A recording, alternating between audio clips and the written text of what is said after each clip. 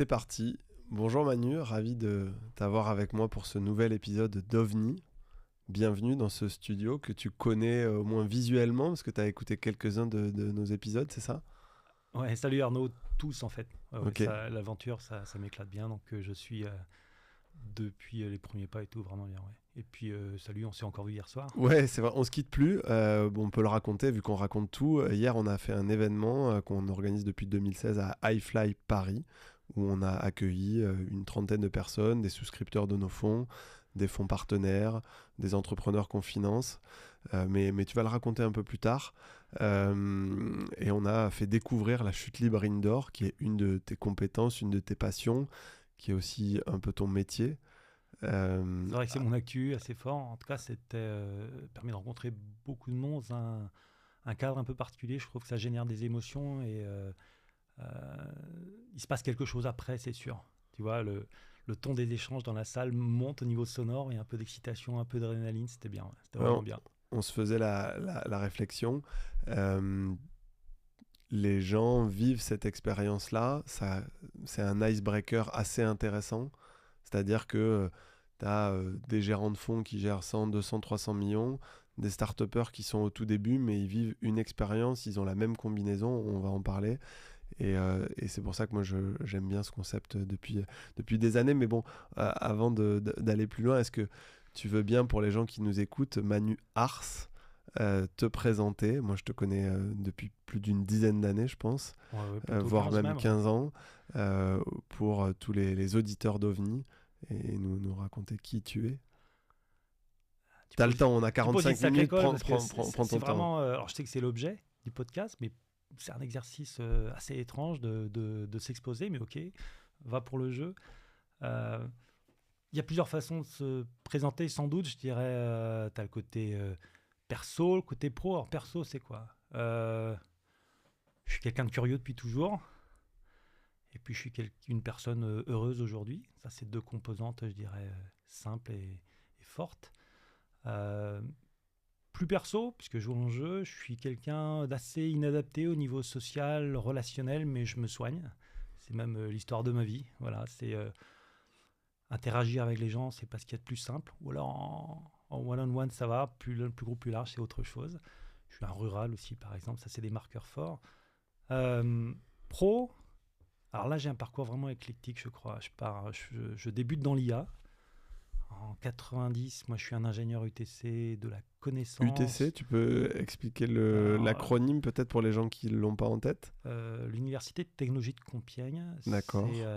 un établissement créé par l'ancien ministre de la Recherche, Hubert Curien, et très étonnant, un peu basé sur les universités à l'américaine, qui a un double statut en France, à la fois université et grande école, qui est post-bac, et qui a un format d'études où tu construis ton parcours littéralement. Tu choisis toutes tes UV, tu as des premières années qui sont avec des cinquièmes années selon que tu veux être très généraliste ou très pointu. Et moi, euh, l'IA, d'entrée, ça m'a inspiré. Alors, en 85, tu vois, je trouvais qu'il y avait une prétention extraordinaire à aller chercher à comprendre comment fonctionnait le cerveau humain et essayer de le répliquer. On y arrive aujourd'hui, d'ailleurs. C'est fabuleux. Mais il fallait y croire dans les années 80 et moi tout de suite ça m'a inspiré. Qu'est-ce que tu as étudié plus précisément, Alors et quel moi, début de carrière ça t'a donné? ma qualification pro c'est épistémologie et sciences cognitives. Alors à l'époque c'était encore plus barbare qu'aujourd'hui. L'épistémologie c'est une réflexion sur la nature de la connaissance et la science cognitive c'est l'étude des processus mentaux. Donc aujourd'hui, il y a une explosion de l'analyse du langage humain, par exemple. Tu peux avoir entendu parler des réseaux neuronaux, c'est des choses qui étaient déjà à leur balbutiement. Moi, j'étais plutôt sur le côté système expert. Par exemple, mon projet de fin d'études, c'est un système expert de diagnostic en auto-apprentissage. Tu démarres sans aucune connaissance, mais comme tu sais modéliser de la connaissance, tu apprends au fur et à mesure, accompagné par quelques humains, puis tu finis par fonctionner tout seul. Incroyable. Et donc là, on est dans c'est quelle année ça? 90. 90. Et c'est dans le cadre de tes études que tu te met, donc on a parlé rapidement de high fly, on va parler de parachutisme, à ce sport-là qui nous lie aussi tous les deux? Alors, c'est en parallèle. Durant mes études, effectivement, je découvre la chute. Je ne sais pas ce que je venais y chercher, mais ce que j'y ai trouvé était phénoménal. J'ai fait 8 ans d'industrie dans l'IA. J'étais assez déçu, je dois dire. L'industrie n'était pas assez ambitieuse. Il fallait des choses où tu avais un résultat garanti dans les années 90. Le monde de l'industrie ne voulait pas payer, alors que tu ne savais pas dire quel était le processus pour arriver au résultat. Aujourd'hui, tu interroges un LLM, il te sort quelque chose, peu importe comment il y est arrivé, tu y crois, et ça peut être utile. À l'époque, c'était inconcevable. L'état de l'informatique à cette époque-là, tu sais, quand on prend la tranche d'âge des gens qui nous écoutent, je pense qu'il y a 50% de nos auditeurs qui ont entre 15 et 35 ans et 50% qui ont entre 35 et 55, on va dire. Allez, et on doit avoir 5% de nos auditeurs qui ont entre 55 et 70. On les salue, on les embrasse. Parce qu'effectivement, l'écoute des podcasts, c'est pas forcément naturel, c'est pas un format avec lequel ils ont grandi, avec lequel ils sont habitués. J'en discutais avec mon associé Didier Souchère qui a 63 ou 64 ans, qui me dit non, mais moi les podcasts, j'écoute pas ça. Et ok, c'est pas grave. C'était quoi l'état de l'informatique à cette époque-là? Ça ressemblait à quoi? Les débuts de l'Internet dans le milieu universitaire. Ok. Ça, je me rappelle très très bien des premiers, ce qui n'était pas encore les réseaux sociaux, mais les forums rec, voilà, ils commencent à apparaître pour moi en 87, ce genre de choses. Mais vraiment les balbutiements, la plupart des gens ne savaient pas ce que c'était qu'un email, c'était le tout début. Alors peut-être que dans certains labos c'était plus connu, mais pour le grand public ça n'existait pas. Voilà. Ok. Donc oui, on vient de très très loin, mais à 14 ans, j'assemble mon premier ordi, tu vois, ça s'appelait un ZX80, tu avais 1 koctet de mémoire, donc t'as une toujours été accélération geek. fabuleuse. T'as toujours été geek finalement, ça te caractérise aujourd'hui un peu ce côté geek et sportif, avec pas mal d'allers-retours entre les deux. Ok. Donc, parce qu'effectivement, là, j'étais sur l'entame présentation perso et pro, mon parcours, c'est 8 ans dans l'IA, je dirais, une dizaine d'années dans le sport de haut niveau, parce qu'à un moment, j'ai fait une bascule complète. Et puis ensuite, je suis revenu dans l'entreprise, dans le management, et tu en as parlé tout à l'heure. Aujourd'hui, je m'occupe de soufflerie sportive et de les déployer dans différents pays. Voilà, donc, pas mal d'allers-retours, mais qui se sont un peu alimentés les uns les autres. Voilà. Ouais, c'est des mondes qui se nourrissent l'un l'autre. Donc, ok. Qu'est-ce que tu retiens de ces 7-8 années dans l'IA, donc années 90 qu'est-ce que ça t'a apporté? Qu'est-ce que tu as appris? En fait, comme je te le disais, à cette époque-là, pour moi, ça n'allait pas assez vite. Alors, j'ai rencontré des gens qui étaient brillants. Tu vois, par exemple, dans ma première équipe de système expert, il y avait Adam Shayer. Adam Shayer, c'est l'un des fondateurs de Siri, par exemple. Okay. Un des créateurs de Siri. Donc, il y avait des gens très intéressants sur le parcours. Sans doute que j'ai pas eu la patience, mais c'est aussi, je voulais me mettre d'autres challenges. Et j'ai à un moment décidé, j'avais un choix à faire. Je devenais de plus en plus impliqué dans le sport. Et il y avait la tentation d'aller chercher le très haut niveau. Et je suis allé voir la DRH et on m'a dit, là, il faut choisir. On ne peut plus rester, on ne peut plus faire les deux. Et c'est vrai que l'investissement pour devenir athlète de haut niveau, il était total. Donc voilà, j'ai lâché la rampe, je suis parti dans l'inconnu, j'ai lâché la carrière dans les labos de recherche et je suis parti dans le sport. Je me souviens d'une discussion avec un des entraîneurs nationaux que tu connais, Philippe Chorneau, qui m'avait dit, Arnaud, c'est très simple. Il y a plusieurs choses dans la vie. Le sport, sa famille, son boulot. Si tu n'es pas capable de mettre en numéro 1 cette priorité-là, le sport, tu ne seras jamais champion du monde.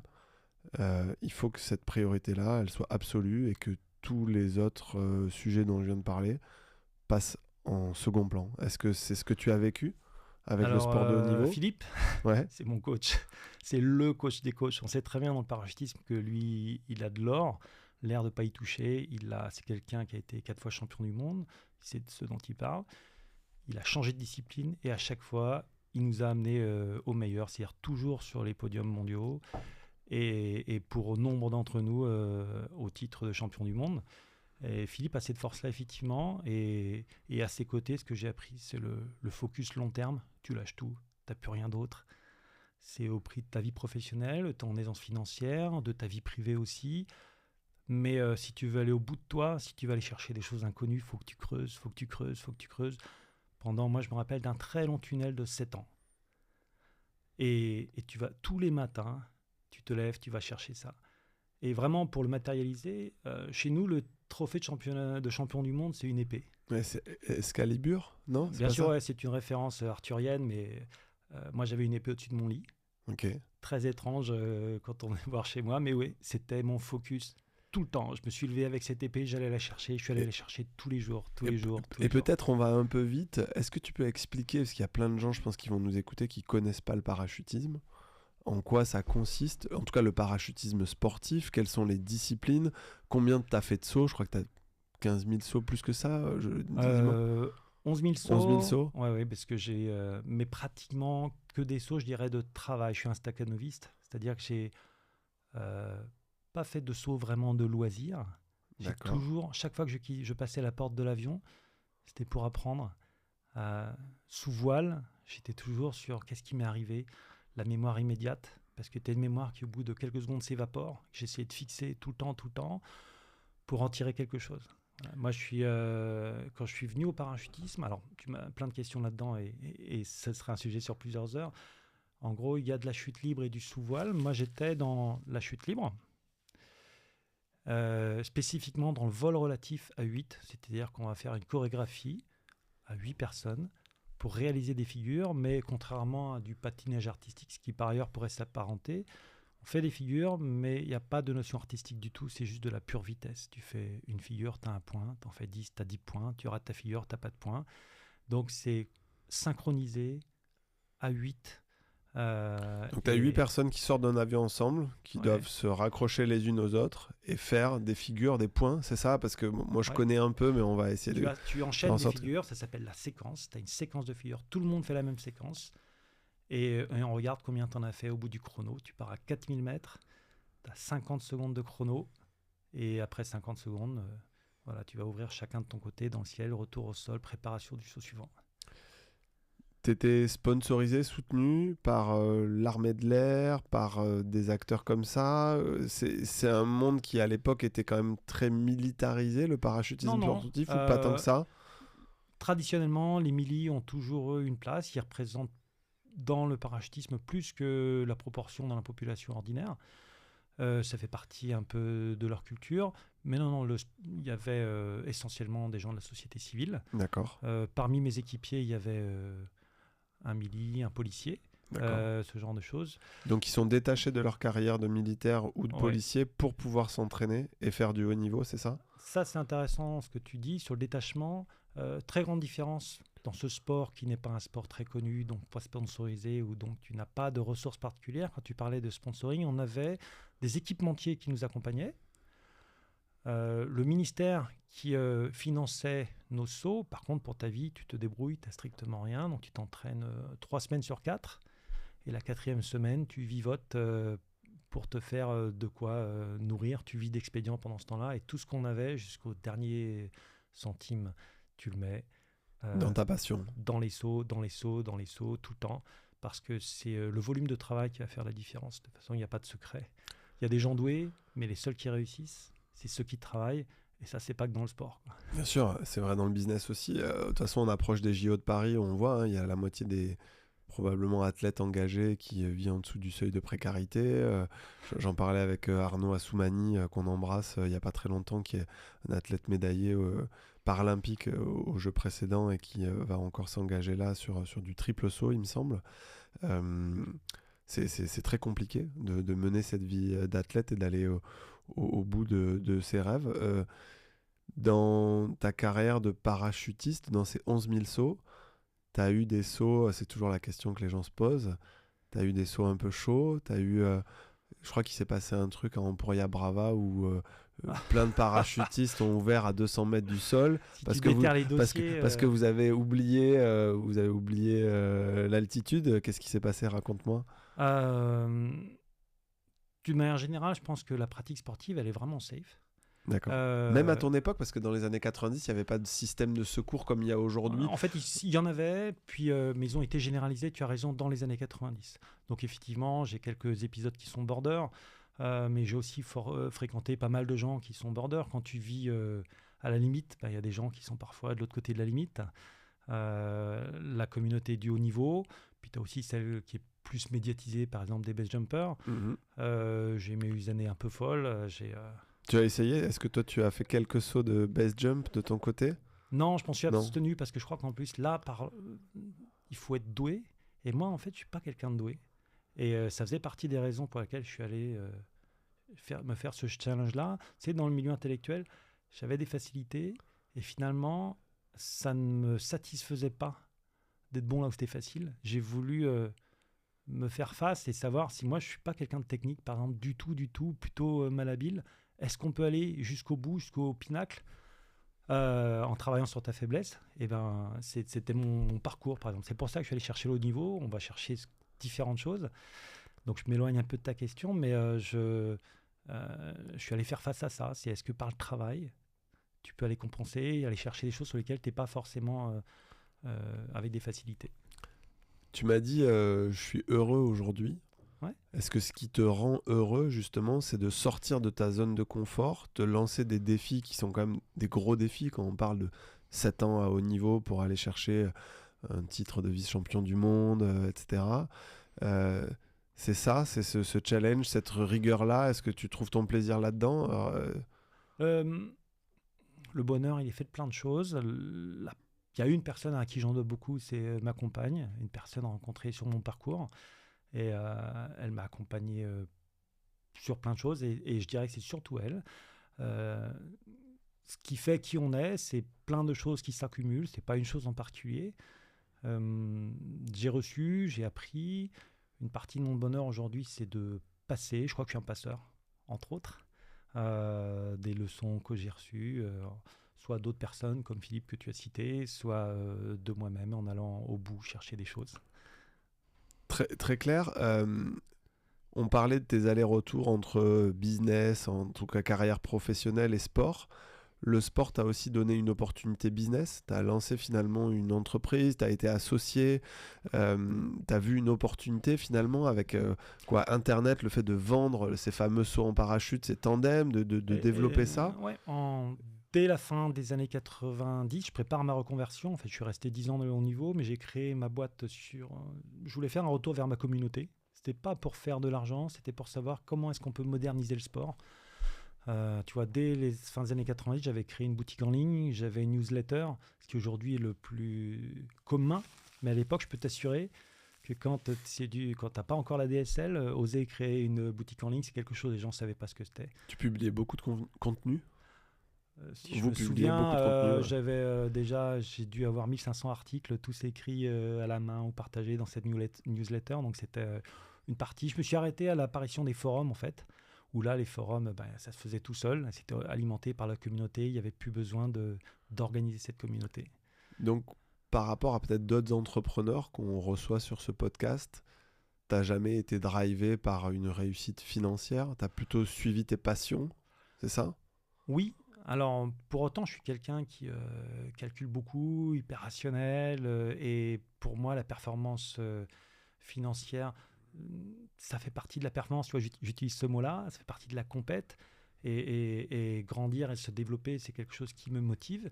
Mais finalement, pas pour l'argent lui-même, par exemple. Ce qui fait que je suis ton parcours et que ça m'intéresse chez OVNI, plus que le théorie, que la qualité de toi et de tes associés vont permettre, c'est plutôt votre mission. Par exemple, ça m'intéresse. Le why, pourquoi on le fait, c'est ça? Exactement. Okay. Et c'est pour ça que je préfère être un LP chez OVNI qu'ailleurs. C'est pourquoi vous faites les choses. Comment est-ce que vous allez arriver à travailler en pre-seed, par exemple? C'est là où on a besoin. Donc LP, pour les gens qui nous écoutent, ça s'appelle Limited Partner. C'est souscripteur dans un fonds. Donc effectivement, tu es un parmi la centaine de souscripteurs qui nous soutiennent pour lancer ce fonds OVNI et investir dans 25 startups. Seed, donc c'est amorçage, ça veut dire qu'on intervient vraiment très tôt dans les dossiers qu'on finance. Et peut-être moi, la question que je voulais te poser avant qu'on ferme cette page parachutisme, si tu voulais donner envie à quelqu'un de faire un saut en tandem ou d'essayer cette discipline, comment tu décris ce que tu ressens là-haut? Ça t'a apporté quoi et en quelques minutes? Euh, Pourquoi tu fais 11 000 sauts? Pourquoi t'en fais pas 50 comme 90% des gens et tu arrêtes? Parce que c'est ça la réalité aujourd'hui, peut-être du sport. euh, En fait, j'aurais pu en faire le double. C'est-à-dire que quand tu commences à chercher, euh, il y a une... c'est immense. Ce que ça m'a apporté, c'est très très large. Ça m'a permis de m'équilibrer, tout simplement. Je me cherchais et je crois que je me suis trouvé en bonne partie grâce à la chute, à cette communauté, à te faire face à toi. Tu sais, quand tu passes la porte de l'avion, tu le sais, Mhm. tu es face à toi, tu es seul. Et finalement, même si je dis que d'un côté on est seul, c'est aussi une communauté avec tout ce sport qui se pratique essentiellement à plusieurs. Euh, un espace d'expression. Euh, Il y a une ivresse. Certaines. L'adrénaline est là tout le temps, mais pas une adrénaline jamais de peur, juste d'excitation. L'adrénaline, en fait, c'est un accélérateur de capacité. Et donc, il faut être 200% présent quand on saute. Et ça, tu as une telle intensité quand tu sautes que c'est ce que j'ai toujours ressenti et souhaité partager. Pendant des années, j'étais prosélyte. Je voulais que tout le monde passe la porte de l'avion pour comprendre ce que ça te faisais. Après, je l'ai moins été parce que je me suis rendu compte que c'est pas fait pour tout le monde. Par contre, c'est aussi pour ça que j'étais précurseur de la chute libre en soufflerie, parce que finalement, le rêve du vol, qui est incroyable, tu sais, il y a deux pouvoirs magiques pour moi, c'est le vol et l'invisibilité. Et le vol, on sait le faire, quoi, tu vois. Et en plus, on l'a Et, rendu accessible. Donc les souffleries, j'ai trouvé ça fabuleux. C'est comment, sans craindre de se jeter d'un avion, sans ben, les problèmes météo ou avion, on peut l'apporter chez toi et apprendre aux gens à voler, ce qui est vraiment quelque chose de magique, de formidable, quoi. alors, on va y venir, mais pas si vite. Je vais pas te lâcher comme ça. Euh, Effectivement, quand tu sautes en parachute, euh, la mort est présente, l'accident est possible, c'est comme un alpiniste, enfin tu vois, ça reste des sports qui, je parle dans l'imaginaire collectif, semblent engagés. Euh, Toi tu dis que ça l'est moins, mais c'est quand même pas naturel de se jeter d'un Non, non, avion. je vais pas me cacher derrière mon petit doigt. Voilà, Ça existe, mais c'est pas ce qui caractérise le sport. d'accord. C'est-à-dire que j'ai perdu énormément de personnes proches, tu vois. C'était pas quelque chose que je disais dans le journal, trop, beaucoup, beaucoup trop. Par contre, c'était que les gens ou essentiellement les gens qui vivaient à la limite, à la frontière. Donc selon toi, Et on peut pratiquer ce sport et vivre vieux. On dit toujours un bon parachutiste, c'est un parachutiste vieux. Euh, En fait, ça dépend de où on met le curseur et de comment on pratique. tout Il à n'y a pas fait. un facteur Alors, aléa, malchance, ça arrive jamais selon toi des... en fait, les systèmes de sécurité sont hyper redondants. Le premier, c'est toi. Ensuite, tu as une voilure principale qui est hyper étudiée, que des procédures qui sont très bien. Tu as une voilure de secours, tu as une voilure de sécurité. Donc, je pense que la sécurité, c'est vraiment très, très redondant. Que 99%, je ne sais pas quelles sont les stats, mais c'est juste la grosse. C'est l'erreur humaine. Et l'erreur humaine, tu peux l'avoir partout. Tu sais, moi, j'ai un album photo complet, comme plusieurs personnes que tu as pu rencontrer de rayon X, si tu veux. Donc, je suis fracturé de partout. Mais je ne le dois pas au parachutisme, je le dois à plein de choses, à mon mode de vie, parce que je me suis exposé beaucoup. D'ailleurs, finalement, à un moment, ça m'a coûté trop cher.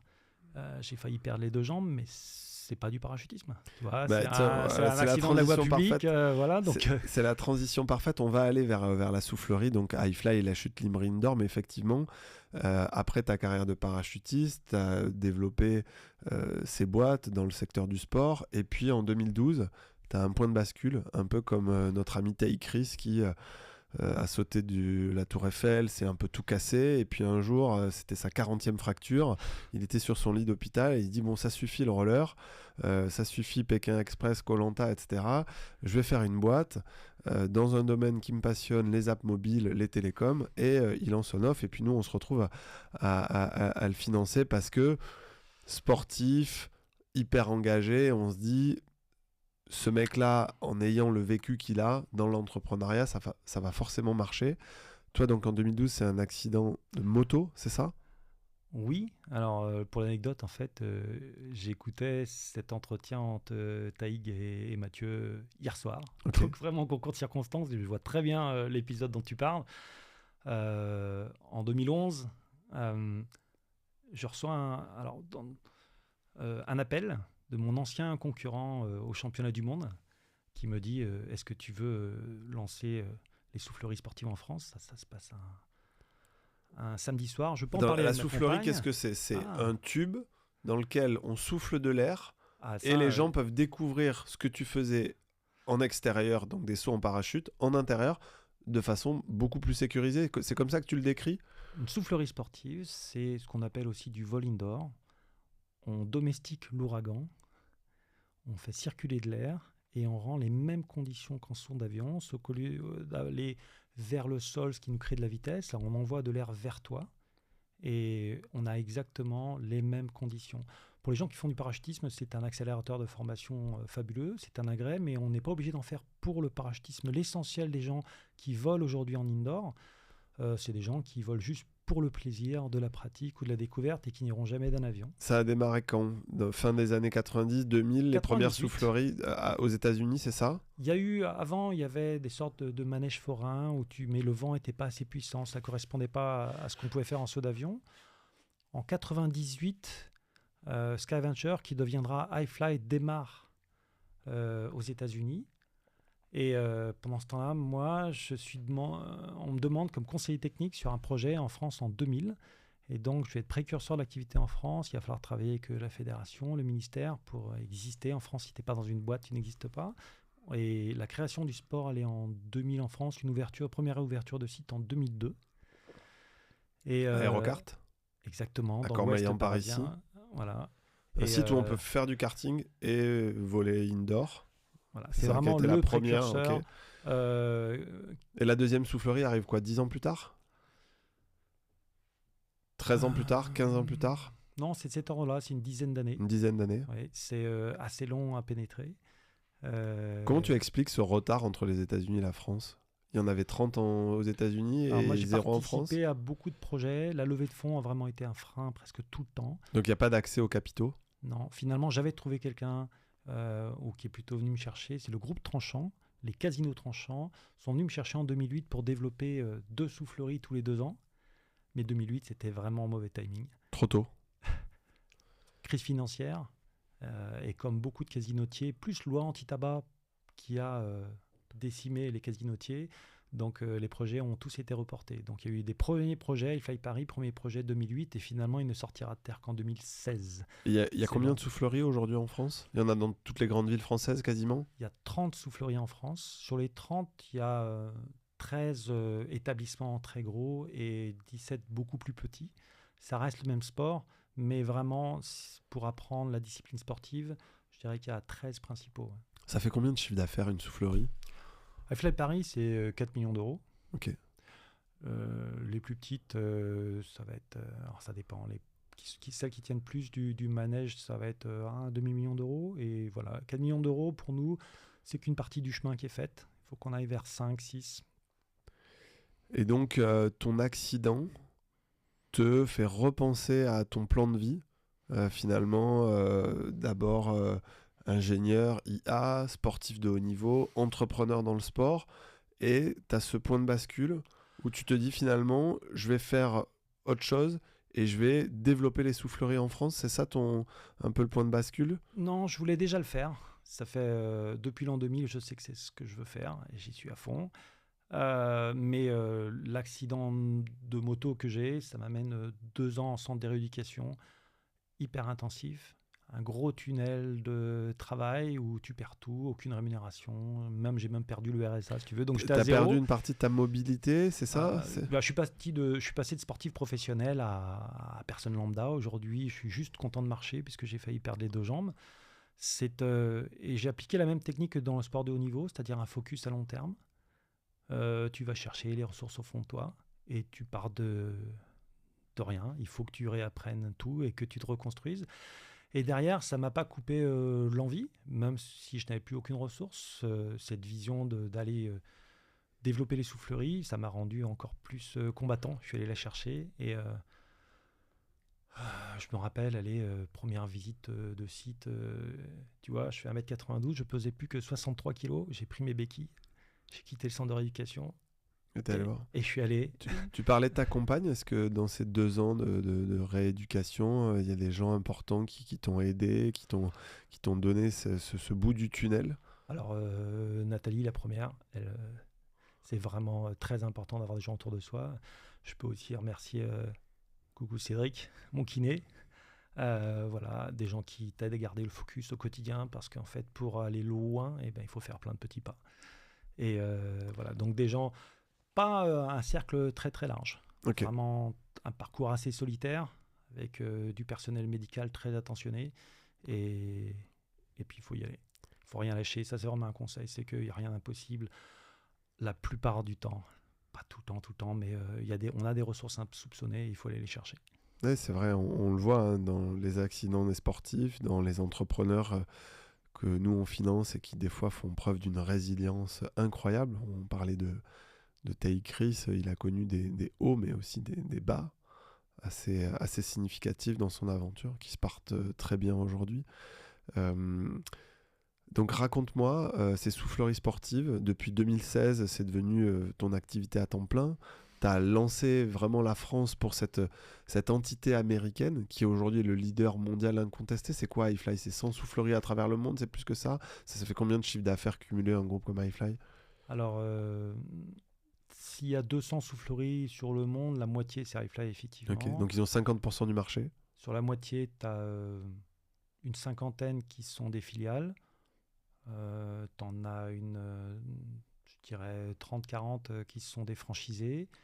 Et puis le reste en marque blanche dans certains pays, ou du sable par exemple, ou quand ça t'appartient, tu ne veux pas porter le nom de quelqu'un d'autre. Donc je dirais qu'il y a la moitié du marché, c'est iFly, mais c'est surtout qu'iFly, c'est le leader. Toute la techno, tout ce qui a été inventé, ce qui fait aujourd'hui. C'est les pionniers, ouais. Voilà. Et travailler avec iFly, c'est vraiment assez ambitieux, c'est assez intéressant. Donc aujourd'hui, je vais développer la France, le Canada, l'Australie. Et Tu travailles en direct avec les fondateurs, avec l'équipe de direction. C'est comment ton mode de fonctionnement quand tu gères une entité comme ça française? Tu travailles quasiment sur tous les créneaux horaires. Tu as ce côté addict aussi au travail, parce que tu as des équipes en Australie, au Canada, en France. Tu as quasiment fait quoi, 200 recrutements pour iFly, c'est ça? aujourd'hui, je pilote 8 sites, donc c'est à peu près ça, puisque on va avoir 25 personnes par site en moyenne. Et oui, c'est clair que mon début de journée est assez tôt, puisque Melbourne est à moins 10 heures. Ma fin de journée est assez tard, puisque Calgary est à plus 8. Et puis le siège est à Austin, aux États-Unis. Le patron de l'international est en Angleterre. Donc je trouve une vie assez intéressante, avec beaucoup de cultures différentes et une amplitude culturelle et horaire assez large. Ouais. C'est une industrie qu'on voyait comme un Eldorado dans les années 2015, 2016, etc., parce que le marché français était vierge. 8 ans après, c'est probablement pas un Eldorado pour tout le monde. Il y a beaucoup de projets qui se sont plantés. Il y a le Covid qui est passé par là. Il y a l'augmentation du prix de l'énergie. Comment, toi, en tant que dirigeant, intrapreneur, manager, finalement, si des Américains te confient les clés d'une entité aussi importante que la France et l'Europe, c'est parce qu'ils voient en toi cet homme qui sait tenir la barre ou le manche. Je sais que tu aimes naviguer, donc c'est le gouvernail, non, c'est ça, pendant ces périodes-là. Euh, Comment tu fais pour passer ces tempêtes-là? Alors, sur le mode de gouvernance d'iFly, oui, il y a un certain focus sur le ownership. C'est-à-dire que tu responsabilises les gens et tu leur confies les clés littéralement. Et c'est aussi un mode de fonctionnement que j'aime assez à reproduire. La meilleure façon de faire grandir les gens, je trouve, c'est de leur faire confiance et de les mettre en position de prendre des décisions et de les accompagner dans la prise de décision. Mais ça tient plus, je dirais, du mentorat et certainement pas du micro-pilotage. Tu as une question assez large, là. Comment est-ce qu'on fait pour faire face à des crises comme celles qu'on a passées? On les a passées sans licencier en France, ce qui n'a pas été le cas partout. Je dirais que c'est grâce au système d'amortisseur social français. Là, faut pas, Ouais, faut pas se cacher. j'ai pas eu besoin du PGE, j'ai pris 1 million de PGE, mais je l'ai entièrement rendu, j'en ai pas eu besoin. Il y avait d'autres systèmes qui ont été mis en place pour nous permettre de passer. On a fait le gros dos, on a protégé tout le monde et on a été très très fiers de pouvoir repartir sans avoir perdu personne. Donc- Pour la France, Après, chaque pays a fait face de manière différente, mais par contre, quand on a pu redémarrer, par exemple, tu vois, j'ai relancé le Canada, eh ben, on est allé réembaucher les gens qui étaient là avant pour réouvrir, repartir. Ouais, donc tu as des sites qui ont dû être fermés. On parlait de l'augmentation du prix de l'électricité. En France, tu as des souffleries qui ont moins bien négocié que d'autres, qui vont du coup pas s'en sortir. Comment ça se passe en fait quand tu as monté ta soufflerie ou que tu étais franchisé comme ça et que d'un coup tu as un paramètre qui est quand même un des gros paramètres et probablement un poste de coût? C'est quoi? C'est 10% de ton Euh, budget, l'accès à l'électricité aujourd'hui? Plus que ça, j'ai aucune idée, alors, hein.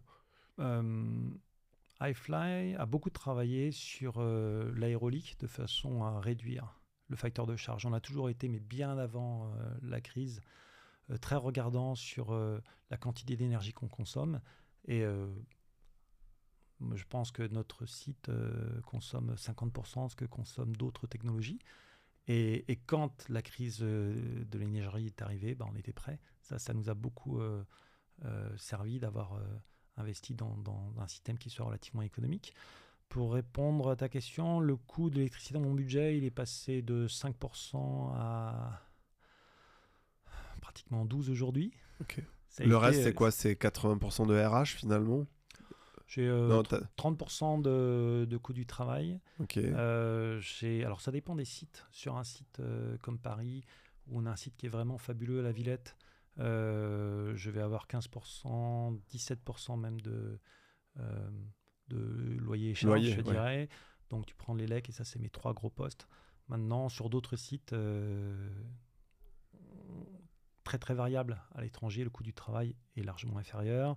Le coût de l'électricité, quand je travaille sur le Canada, par exemple, n'est pas du tout le même non plus. Et quant au loyer, l'emplacement, ça change. Tu peux avoir Rapidement, ta clientèle, c'est donc des parachutistes qui viennent s'entraîner, mais c'est pas du tout ça votre cible. C'est plutôt ah monsieur et non, mais madame, c'est très très peu tout en le fait. monde qui offrent un baptême à leurs enfants de 5 ans jusqu'au grand-père de Alors, 77 notre ans. segmentation de Voilà. clientèle, c'est surtout du grand public, la famille, les amis. Et dans le grand public, on va aussi travailler avec, on fait du B2B, les entreprises, on fait de l'événement, on fait du ticketing. Donc, on essaye beaucoup de construire du récurrent. Donc, on a des gens qui viennent faire ça une fois et après, à nous de savoir les convertir pour qu'ils reviennent. Je dirais Les qu'on fait. entreprises, elles reviennent aussi, elles font un événement, puis deux, puis trois. Bah, Comment ça se passe? Ou souvent les patrons viennent à titre perso et puis ils reviennent avec l'entreprise, ou c'est l'inverse? un peu de tout. Sur l'événement, par exemple, que vous avez fait hier soir, il y en a qui vont revenir avec leur famille, c'est sûr. Donc, on fait beaucoup ça. C'est-à-dire que les événements entreprises, comme on est assez convaincant, euh, on va revenir. C'est une des forces qu'on a, et c'est pour ça que j'adore ce métier, que j'y reste aussi, c'est que en dehors des challenges de développement et de performance que tout chef d'entreprise cherche à avoir, c'est que j'ai un métier fabuleux, je vends du sourire. Je veux dire, j'ai 100% de mes clients qui partent avec le sourire. Ça, c'est quand même assez fort. Et c'est super gratifiant. Donc, quand on fait venir des gens dans un cadre professionnel, très souvent, ils reviennent à titre personnel. Ouais.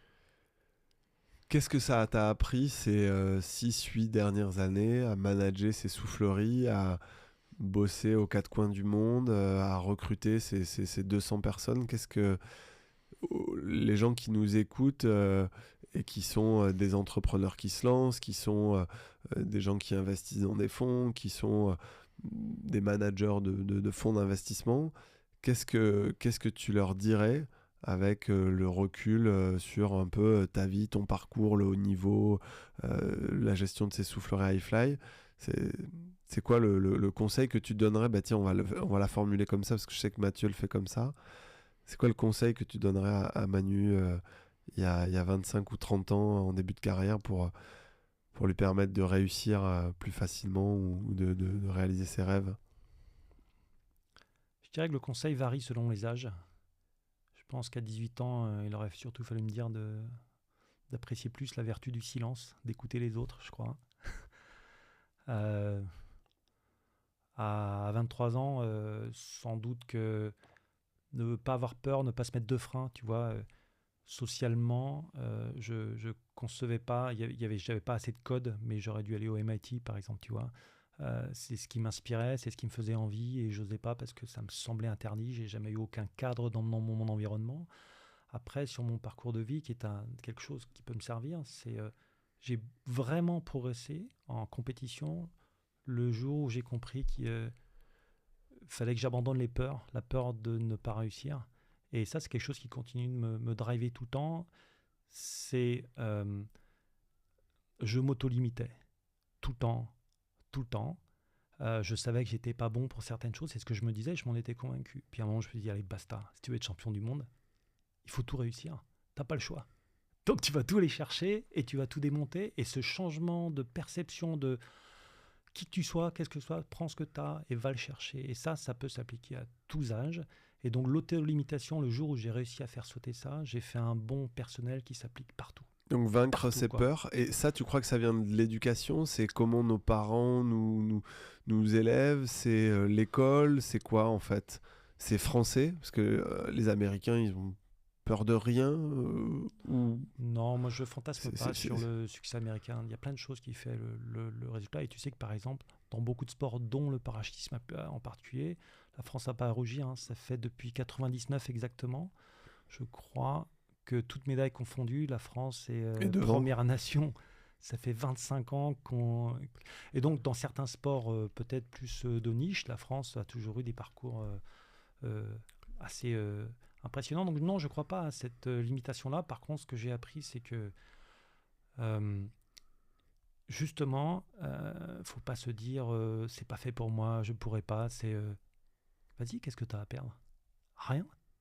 Ce que tu sais, c'est quand tu seras allé jusqu'au bout, tu n'auras pas de regrets, tu pourras te retourner. Tu vois, finalement, moi, j'ai jamais été champion du monde parce que le jour de la confrontation, on était finale, ultime. Tu vois, c'est pourquoi tu te bats depuis des années. On était l'équipe sans doute la plus rapide au monde. Il nous manquait un petit peu de préparation mentale collective.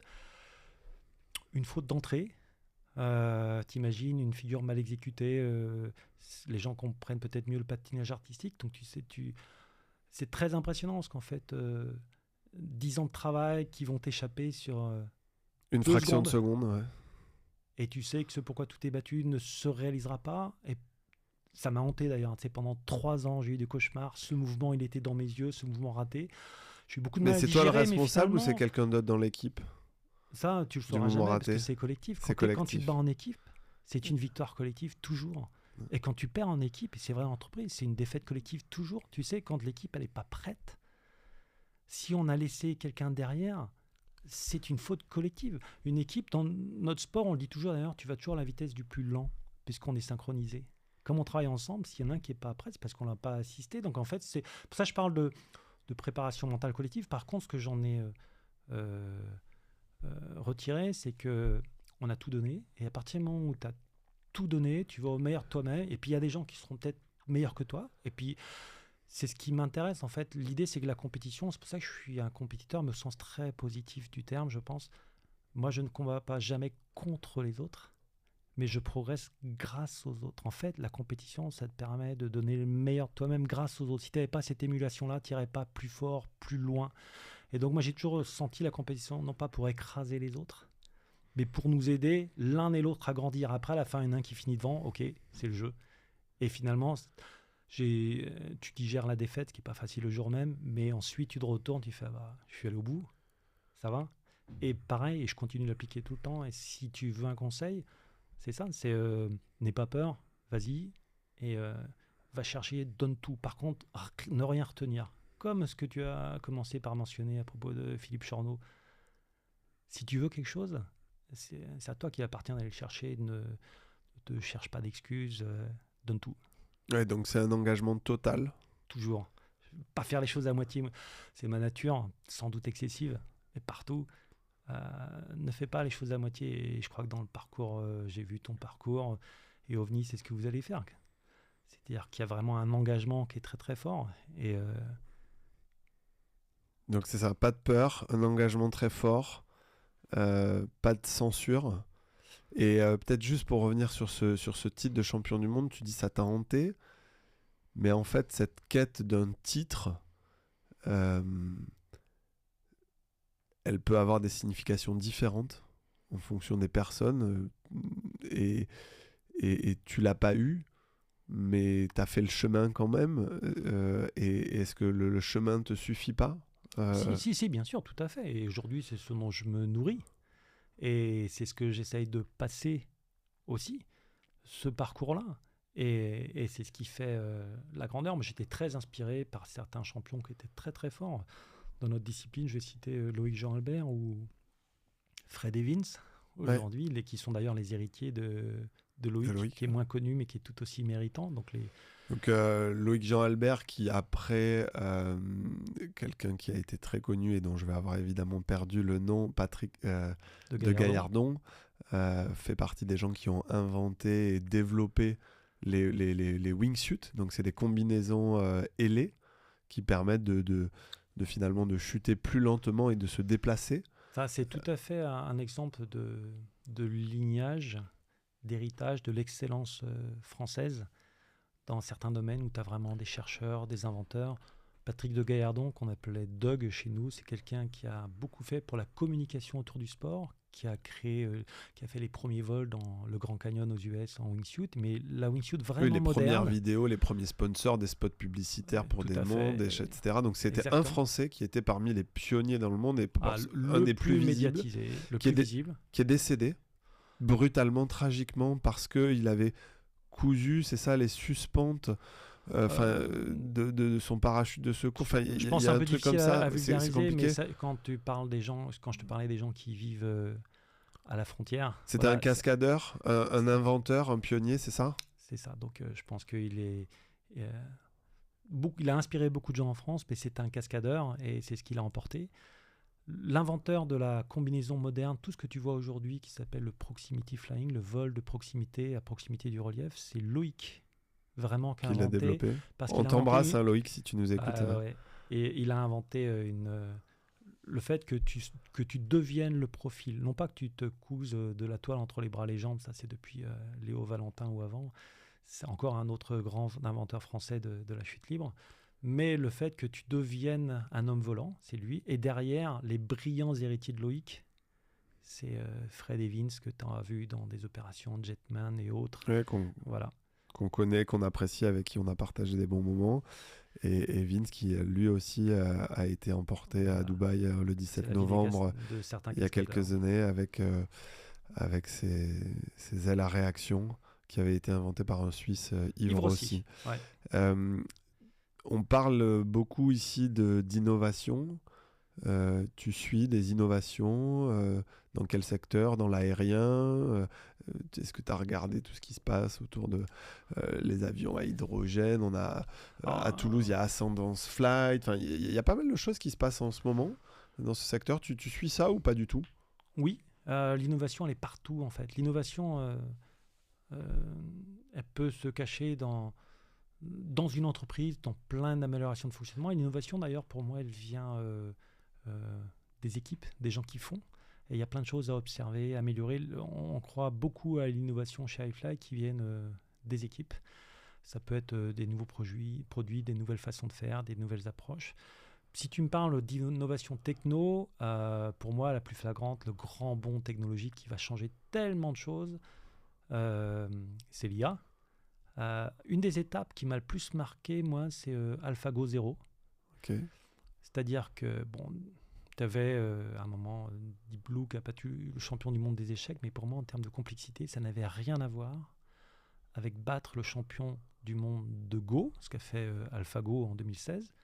Mais en 2017, AlphaGo 0, c'est un système Pour les gens qui ne connaissent pas ça, tu peux l'expliquer un peu plus ? C'est quoi le jeu de Go ? Le jeu de Go, c'est un jeu traditionnel de stratégie où on pose des pierres noires et blanches sur un damier de 19 lignes sur 19 lignes. C'est un jeu extrêmement puissant de par sa simplicité, parce que tu n'as qu'une seule règle pratiquement, ou deux, pour poser les pierres. Tu n'as pas des pouvoirs différents des différentes pierres comme sur un jeu d'échecs. C'est pour ça que pour moi, il est beaucoup plus complexe et puissant. Ce qui m'a intéressé dans AlphaGo 0, c'est que le système d'IA ne savait pas jouer au Go, il n'avait jamais vu aucune partie humaine, et en 3 jours, il a battu le système le plus puissant du monde, qui avait lui-même battu l'humain le plus puissant du monde. Donc pour moi, il y a eu un saut qualitatif en 2017 quand l'IA, en ne partant de rien, ne sachant rien, arrive à un résultat ultra brillant. Et c'est pour ça que je suis émerveillé du fait qu'aujourd'hui, l'humain arrive à concevoir et piloter, driver des systèmes qui vont être très rapidement plus intelligents que nous. Il n'y a pas de raison que ça s'arrête à l'intelligence humaine. Tu sais, Claude 3 aujourd'hui a été évalué avec un QI de 102. L'américain moyen, je pense que l'occidental c'est pareil, mais c'est 98, ou pas l'occidental, l'humain doit être... Voilà. Et ChatGPT 4, dont on parle plus, qui est plus grand public, est à 85 en QI. Donc tu vois, ça y est, là, l'année prochaine... Ce que tu avais imaginé il y a 30 ans, on y est. Et ce qui est bien, c'est de pouvoir... C'est brillantissime. La seule chose qui m'inquiète à ce sujet et qui est non négligeable, c'est que l'IA sera ultra consommateur en énergie. Donc je ne sais pas comment on va résoudre ça. Je pense que ce sera la vraie limitation. J'aimerais que ce soit un transformateur de société mais je crois que ça va aider l'humain et en aucun cas la servir. Ça, j'en suis assez convaincu. Il y a des vrais challenges derrière sur comment est-ce qu'on alimente ces systèmes de connaissances. Parce que moi, ma premier métier, c'était la nature de la connaissance.